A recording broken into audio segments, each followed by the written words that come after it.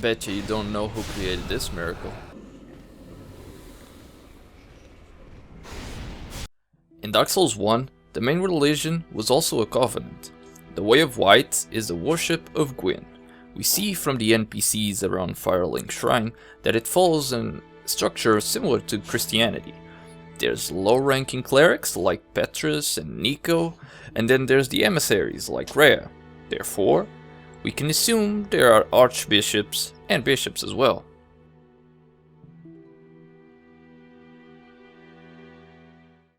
In his conquest over the dragons, Gwyn made a compatriot on the battlefield, Havel. This individual devoted himself entirely to Gwyn, so much so he became a bishop of the Way of White.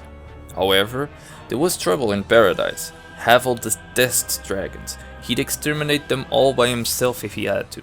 But Gwyn trusted the dragon. He offered this dragon a dukedom, as well as a place in the City of Gods itself, on Orlando. Havel vehemently opposed this, and swore to kill Sif. He even went as far as creating a miracle to counter Sif's sorcerer's nature. But the fallout wasn't limited to Sif.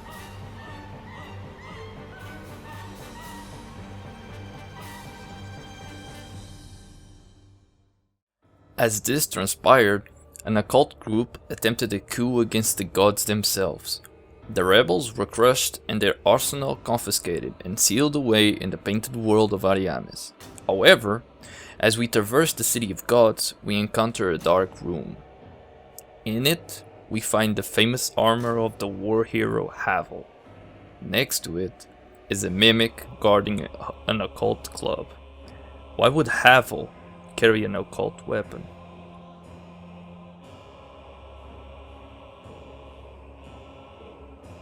Dark Souls 3 answered this.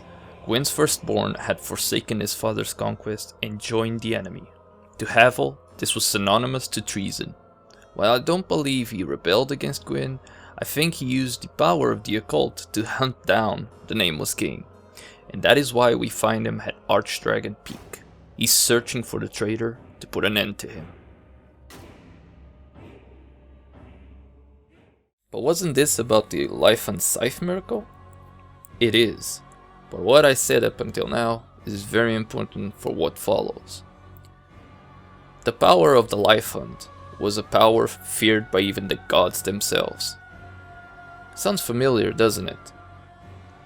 If we look at Priscilla's dagger, an item that possesses the Life Hunt capabilities, it has a detail that is very important to tie all this together. It deals dark damage. The only weapons that deal dark damage in Dark Souls 1 are Priscilla's dagger and occult weapons.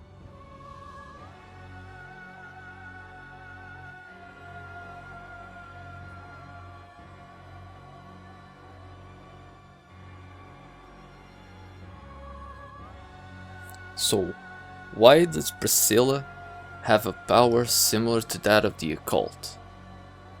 Well, I think it's quite simple. Havel sabotaged Priscilla's creation by infusing within her the power of the occult. That's right, he couldn't directly harm Sif, so he thwarted his plans by taking hold of the power of the occult and imbuing Sif to experiment with it to taint Priscilla. And it worked. Whatever Sif wanted for Priscilla didn't happen, because she was locked away in the painted world, because the gods feared her. Still don't believe me? Near the Cathedral of the Deep, we find the Paladin's ashes, belonging to a paladin who sought the cathedral. The items unlocked from these ashes are related to the Way of White. Inside, we also find the Lloyd's Sword Ring, another Way of White relic. These evidences lead me to believe that the Cathedral of the Deep was at one point a branch of the Way of White. 7 months ago, PocketLint60, user on Reddit, pointed this relation out, and you can read up on it following the link below on the description. So, what am I getting at? Aldrich, Saint of the Deep, parts of the Way of White, in a way, was able to see the life and Scythe miracle, not just because he was devouring Gwendolyn and because of the established relationships with Gwendolyn and Priscilla that we established in the previous episode, but also because he has an affinity to dark miracles. If we look at the Deep Gem and the Dark Gem, much like the Fire Gem and the Chaos Gem, the Deep is a refined version of the Dark. It is, in my opinion, that the Deep is none other than a different name for the occult.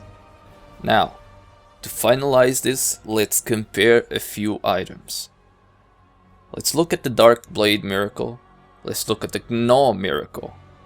Now let's look at the Life Hunt miracle. And now, let's look at the Lightning Blade miracle. See the pages behind?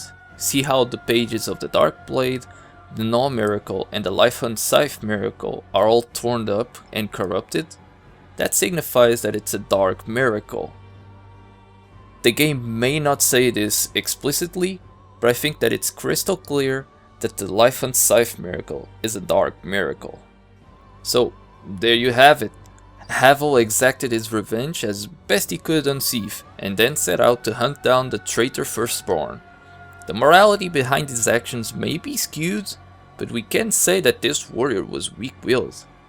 I guess we can say that his conviction was as hard as rocks. I hope you enjoyed this episode, and if so, consider subscribing and sharing with your friends, as well as commenting. Maybe you have more insight to add to this theory of mine, or maybe you think I'm full of shit. Either way, let me know down below, and I hope to see you on the next episode of Lost in Descriptions.